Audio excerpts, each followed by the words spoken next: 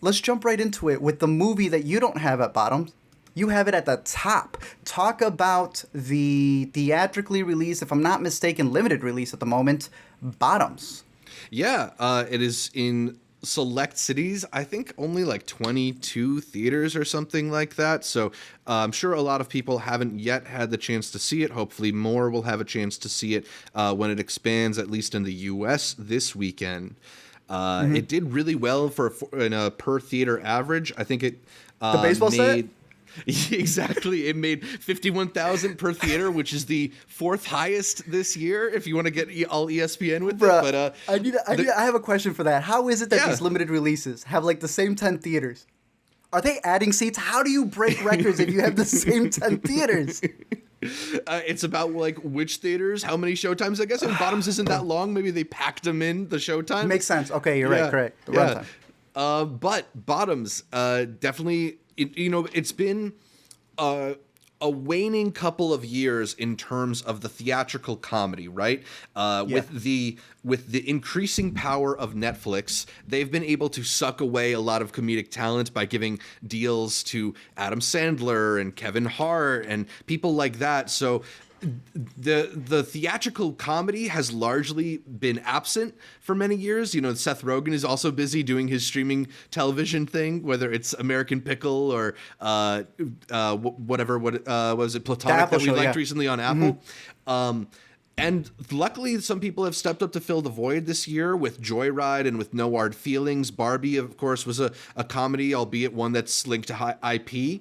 To me, Strays as well. To me, Bottoms is the clear funniest movie of all of them. It's a throwback to the Y2K era teen comedies that you and I grew up on, stuff like Not Another Teen Movie, Bring It On, the American Pie films, or even Superbad is like a clear, heavy influence on the dynamic between Rachel Sennett's character and Ayo Edebiri's character as the leads here in the movie.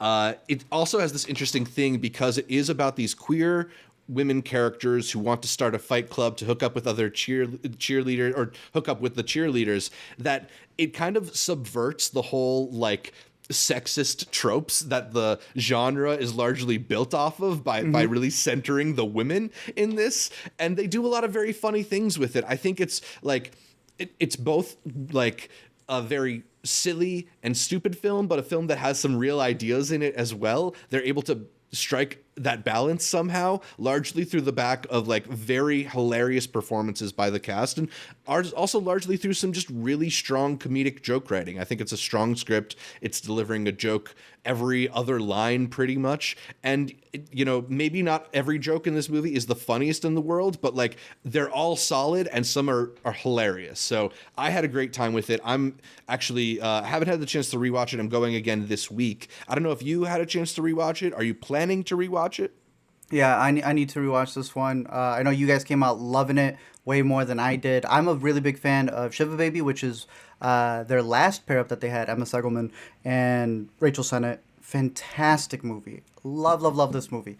Bottoms probably had the best crowd out of South by. People were laughing at like jokes that were happening behind them. Marshawn Lynch had no business being as funny as he was in this movie. You and I have really liked him in the Netflix show that you put me on. Murderville. Apparently, Emma Seligman liked him on that as well. She was talking in some interviews that she found out he improvised, and that's part of the reason she cast him in it. He killed it, bro. Yeah. No, he has some of the best jokes in the movie, but just in general, I went back to catch this little movie because y'all were talking about it when we came out of the theater, and y'all were like, Devs! it was based off Devs, and I'm like, Devs, the Hulu show? Like, I don't see the connection. But you guys were talk about this one because I had never seen it. I've only seen half. Yeah. Yeah, it's on Hulu. I mean, Debs, to a certain generation of like DVD watching young lesbian, is probably like one of the most iconic films out there.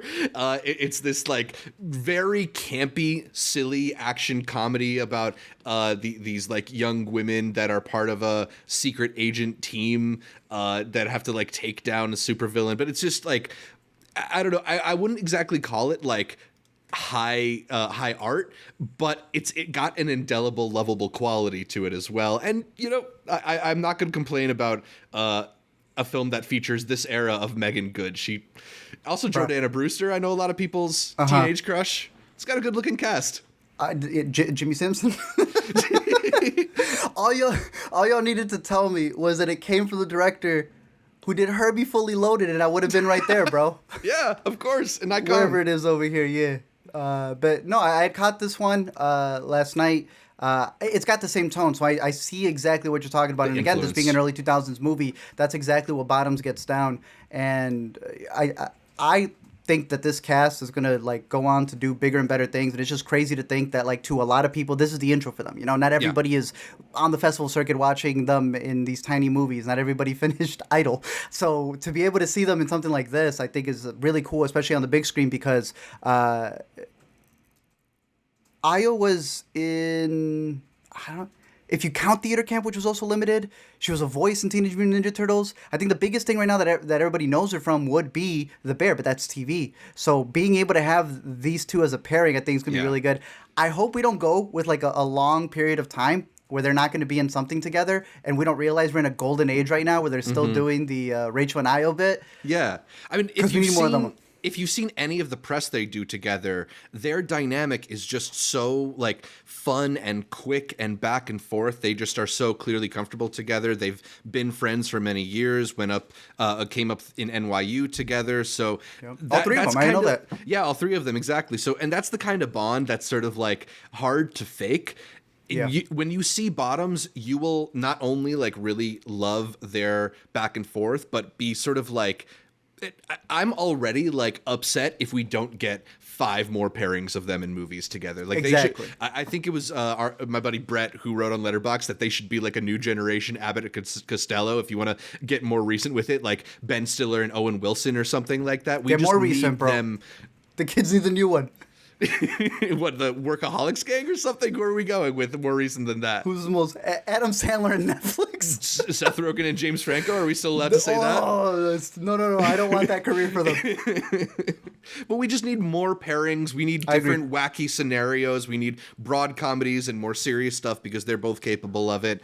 They are just great opposite each other. And another great thing that I think Seligman does in this film that I think other comedies could really learn from is putting them in the same frame next to each other.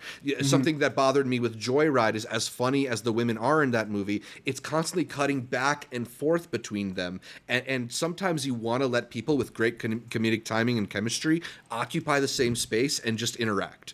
So that's something that Bottoms gets right. 100%. It is out in limited release, making so much money per theater, I believe is a stat. But hopefully it comes out wide. Yeah, because other than that, Theater Camp kind of like came and went. Theater Camp, I believe, already announced its September Hulu date. Yep. So I don't know where this would eventually go, but this is definitely one that... it is going to be on Amazon Prime later this year because MGM is owned by Amazon. That's right. Well, there you go. But I would recommend it to catch in a theater if you are curious with it, because this is definitely one you want to see with a crowd. And then you watch it later to catch all the little jokes in the background because they have a lot. But Bottoms, out in limited release. It's going to be expanding